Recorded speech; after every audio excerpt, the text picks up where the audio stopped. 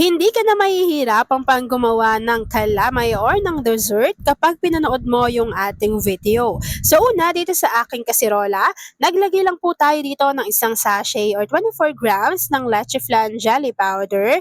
After po nun, naglagay na rin tayo dito ng half cup ng glutinous rice flour. So hahaluin lang po muna natin to. Take note na hindi pa nakabukas yung apoy sa ating kalan dahil ang goal po natin dito ay maglagay muna tayo ng 3 cups of water and then hahaluin po natin ito ng maigi hanggang sa matunaw na yung inilagay natin na jelly powder at glutinous rice flour. Kapag nahalo na po natin yan ng maigi at napansin ninyo na wala nang namumuo na dry ingredients sa ating kaserola, maglagay lang po tayo dito ng 1 can ng condensed milk, 1 can ng evaporated milk, at kapag nahalo na po natin ito ulit ng maigi, meron lang ako dito na ready na grated cassava or kamoteng kahoy. So ito po, isang piraso lang yan ng kamoteng kahoy.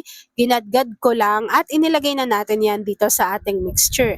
Haluin po natin ulit ng maigi bago pwede na po nating buksan yung ating apoy sa ating kalan over medium to low heat.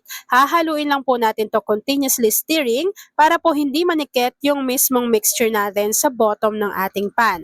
Kapag unti-unting nakuha nyo na yung ganitong klaseng mixture, pwede na po natin tong ilagay sa ating mga lagayan, pero optional, pwede rin kayong maglagay ng keso at ng vanilla extract para may additional flavor pa yung ating kakanin or yung ating pinaka-dessert recipe.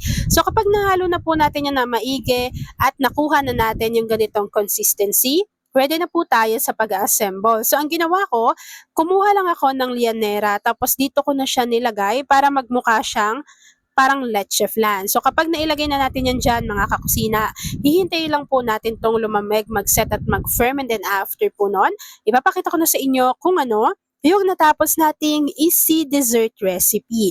Ito, hindi talaga to binigay sa akin. Binili ko to sa sarili kong pera. Pero, gustong gusto ko lagi itong sinishare sa inyo. Kasi, kapag naubusan ako ng gas, talagang dito yung takbuhan ko. Yung mga 11 kilos ko na gas. Ito talaga, kunwari walang kuryente, di ba? Kung induction cooker yung ginagamit mo. So, ito, pak na pak to. Tapos, isa lang yung gas niyan. Marami ka nang maluluto. And safe na safe din po si Gaslight. Kung ayaw ng white, napakaraming kulay na pagpipilian dyan. So, ako pangatlong kulay na to kasi yung dalawa, yung isa nandun sa isang kwarto. Tapos ito yung lagi kong ginagamit sa mga recipe video natin lately. So, ito parang mag-iisang taon na rin to sa akin. Pero, sobrang tagal ko nang gumagamit ng Gaslight. So, kung gusto nyo rin yan, ilalagay ko yan dyan sa basket o kaya sa ating comment box section para makapagbili na kayo nito na talaga namang matutuwa kayo kasi magagamit nyo po iyan. At ayan na nga mga kakusina, once na nag-set na or nag-firm na yung ating dessert or kakanin recipe, naggadgad lang po ako ng keso on top. Tapos, pwede na po natin yang i-enjoy. At ayan na mga kakusina, tapos na naman po ang ating easy dessert kakanin recipe ng leche flan calamay. Kung nagustuhan mo yung ating video, please like and share this video.